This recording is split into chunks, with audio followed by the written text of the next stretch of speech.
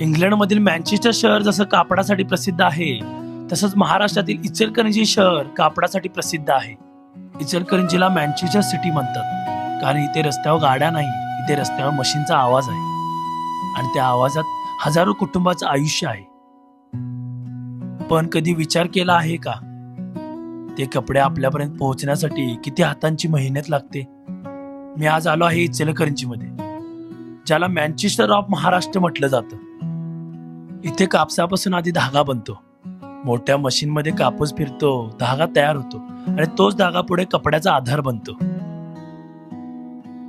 पण हे मशीन जुनी आहेत, लोखंडी आहेत, आवाज प्रचंड करतात. कानात शिरणारा तो आवाज सकाळपासून रात्रीपर्यंत थांबत नाही. इथे काम करणाऱ्या लोकांना कानाला त्रास, डोळ्यांना धूर, शरीराला सतत थकवा, तरी सुद्धा ते रोज काम करतात, कारण या मशीनमुळे त्यांच्या घरात चूल पेटते. आपण कपडे घालतो, स्टायलिश वागतो, पण त्यामागे किती घाम गाळलेला असतो हे आपल्याला दिसत नाही. एक कपड्यासाठी कोणी धागा बनवतं, कोणी विणतं, कोणी रंगवतं, कोणी इस्त्री करतं. एक कापड अनेक माणसाची मेहनत असते.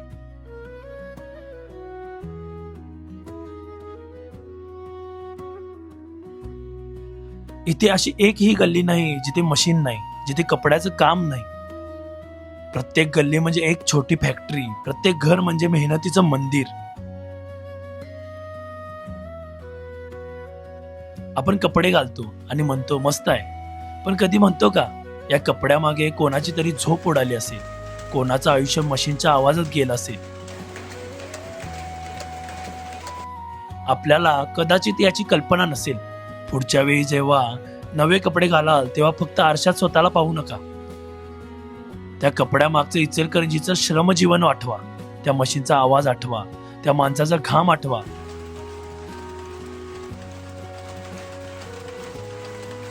कारण हे फक्त कपडे नाहीत, ही आहे मेहनतीची गोष्ट, ही आहे धाग्यापासून आयुष्य बनवणाऱ्यांची कथा.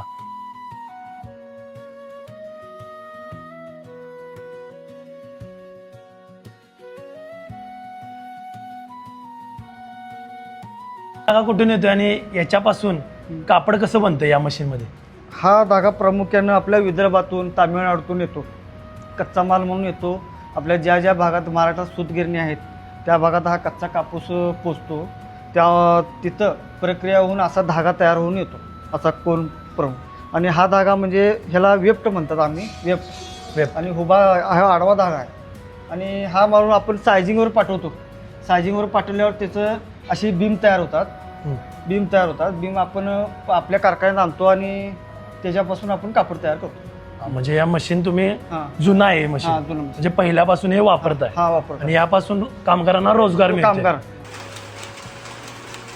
म्हणजे या आवाजामुळे त्या कामगारांना म्हणजे जरा ऐकण्याची क्षमता कमी होते. बरोबर, चांगला प्रश्न विचारला. म्हणजे ह्या म्हणजे बेसिक प्रश्न आहे. म्हणजे हे ध्वनी प्रदूषण जास्त होते या व्यवसायात.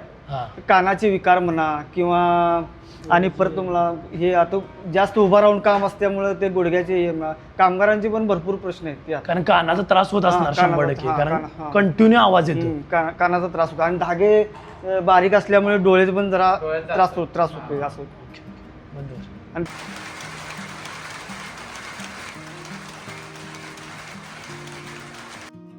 पूर्वी सगळ्या साड्या पूर्णपणे हातमागावर बनवल्या जायच्या. काही ठिकाणी आजही ही परंपरा जपली जाते. धागा बसवणं, त्याची मांडणी, रंगसंगती आणि डिझाईन, हे सगळं काम अतिशय संयम आणि कौशल्याचं असतं. आज जरी मोठ्या मशिनरीवर साड्या तयार होत असल्या तरी ती मशीन पाहिली की लक्षात येतं किती प्रचंड गुंतागुंतीची आणि मेहनतीची आहे. एक छोटीशी चूक झाली तरी पूर्ण साडी खराब होऊ शकते. साडी घालताना आपल्याला फक्त सौंदर्य दिसतं, पण त्या साडीमागे असंख्य धागे, तासनतास काम करणारे विनाकारक कष्ट दडलेले असतात.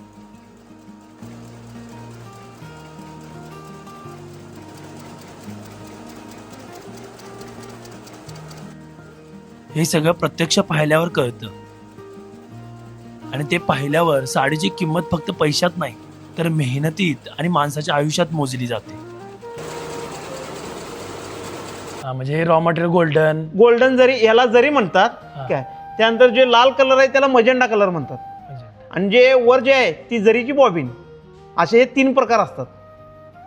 जे डिझाईन चालतंय ती जरीमधून चालतंय आणि मजेंडा हा साईड बॉर्डरला येतोय.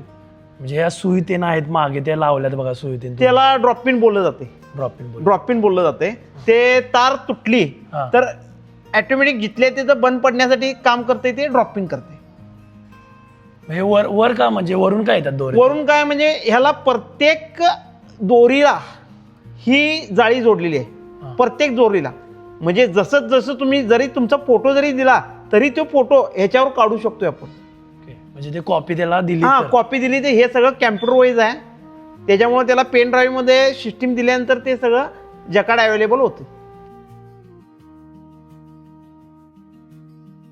करायचं की आता हे स्टार्टिंगला समजा आता हे दोर आहेत, हा. स्टार्टिंगला लावताना थोडंसं असते ना, पहिला स्टार्टिंगला दोरा नाही, कापड नाही. बरोबर मग ते आहे. कसं सुरुवात करताय पहिल्यापासून? सुरुवात कसं झालंय, सुरुवात आपल्याला साडीला जसं आत ज्यावेळी आपण नेसायला घेतो त्यावेळी प्लेन येते. हा. तसं त्याचं रिक्वायरमेंट तशी असते की बाबा पूर्वी पहिला प्लेन येतंय, त्याच्यानंतर मधली बॉर्डर येते, त्याच्यानंतर तुमचा पल्लू येतोय, त्याच्यानंतर ब्लाऊज पीस येते. हा, ओके. ह्या हिशोबाने हे सगळं सिस्टीम केली जाते. म्हणजे शेवटी मला हे म्हणायचं आहे की किती जरी मशीन असलं हा. तरी माणसाची साथ लागते. लागते 100% माणसाची साथ ही लागते. किती जरी मशीन असले तरी शेवटी कटिंगला, कटिंगला वगैरे माणूस हा लागतोय. असे खूप विषय तुमच्यापर्यंत घेऊन येण्याचा आमचा प्रामाणिक प्रयत्न आहे. हा प्रवास तुमच्यासोबत पूर्ण होऊ शकतो. म्हणून सबस्क्राईब करा, लाईक करा आणि कमेंट करून तुमचं प्रेम दाखवा. कारण तुमचं प्रेम आणि साथ आमच्यासाठी खूप मोलाची आहे.